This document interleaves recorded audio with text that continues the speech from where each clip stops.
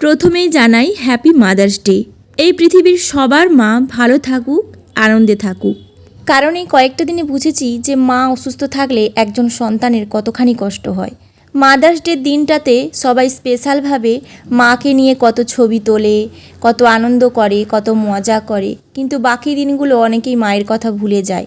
আমি মনে করি আমাদের কাছে প্রত্যেকটা দিন মায়ের জন্য স্পেশাল হওয়া দরকার। আমরা যদি আমাদের নিজেদের মায়েদের জন্য এতটুকু কিছু করতে পারি, প্রত্যেকটা দিন একটু হলেও তাদেরকে এতটুকু আনন্দ দেওয়ার চেষ্টা করি, তাহলে নিজেদেরকে সত্যি ধন্য বলে মনে হবে। কারণ আমাদের মা আমাদের জন্য সারাটা জীবন প্রাণপাত করেছে। আমরা যদি তাদের জন্য এতটুকু না করতে পারি, তাহলে আমরা তাদের কেমন সন্তান, তাই না? নমস্কার, কেমন আছেন সবাই? হার্ডের লাইফ স্টাইল ব্লগে আপনাদের স্বাগত জানাই। আজকের ব্লগটা দেখে আপনারা নিশ্চয়ই বুঝতে পারছেন যে এটা কোন দিনকার ব্লগ। অ্যাকচুয়ালি এই ব্লগটা মাঝে থেকে গেছে। মাঝের কয়েকটা দিন খুবই কষ্টে কেটেছে, খুব টেনশানে কেটেছে, আপনারা জানেন। তো টেনশানে কেন বলছি ব্যাপারটা সেটা একটু পরে আসছি। আগে বলে দিই, সকাল থেকে যা যা কাজকর্ম ছিল করছি, তার মাঝে এই যে দেখতে পাচ্ছেন কুমড়োটা, এই কুমড়োটা আমাদের গাছের 4টে কুমড়ো হয়েছে, তার মধ্যে একটা মা তুলে নিয়ে এসেছে। আর ওই আমগুলো একজন বাবাকে দিয়েছে। মনে পড়ে ভাইয়ের জন্য মেয়ে দেখতে গিয়েছিলাম, হ্যাঁ, তার পরের দিনকার এই ব্লগটা। ওই দিন যখন মেয়ে দেখে ফিরি, রাত্রিবেলা প্রচণ্ড বৃষ্টি হচ্ছিল, আর সেই বৃষ্টিতে বাইকে আসার সময় এই শাড়িটাতে প্রচণ্ড পরিমাণে কাদা ছিটকে গেছে। শাড়িটা ধুলাম, তারপরেও কাদার দাগটা ঠিকঠাকভাবে ছাড়ছে না। তো ওটাকে আমি আবারও সার্ফ জলে চুবিয়েছিলাম, যেটা আর আমি আপনাদের সঙ্গে পরে শেয়ার করে উঠতে পারিনি। এবার বলি, এই দিনটা হচ্ছে আমার কাছে সত্যি একটা অভিশপ্ত দিন। সকাল থেকে বেশ ভালোই কাটছিল। সকালবেলা ঘরের কাজকর্ম করছিলাম, তারপরে যা যা ঘরে কাজ থাকে সেগুলো সেরে খাওয়া দাওয়া করে সব কিছুই যেরকম নর্মাল দিন যায় সেরকমই যাচ্ছিল। তবে হ্যাঁ, এটা জানি, কালকে যখন মা ভাইয়ের জন্য মেয়ে দেখতে গেছিলো, মাকে দেখে একটু অবাক হয়েছিলাম যে মায়ের শরীরটা একদমই ভালো নয়। তো ভাইকে জোরজাবস্তি করেছিলাম যে ভাই তুই মাকে ডাক্তারের কাছে নিয়ে যা। ভাই অবশ্য অনেক দিন ধরেই বলছিল মাকে নিয়ে যাবে, অ্যাকচুয়ালি মাই রাজি হচ্ছিল না। তো ওই দিন মাকে নিয়ে যাওয়া হলো ডাক্তারের কাছে। সব রকম টেস্ট করা হলো, রিপোর্ট হলো। ডক্টর ওই দিন বলল মেদিনীপুরে যে মায়ের হার্টের প্রবলেম আছে, তো মাকে ইমিডিয়েট অ্যাডমিট করতে হবে। তো হার্টের কথা শুনলে কোন মানুষের না ভয় লাগে বলুন তো? সবারই ভয় লাগে, সবারই টেনশান হয় যে হার্টের মতো একটা জিনিসে এত বড় অসুখ বাঁধালো মা।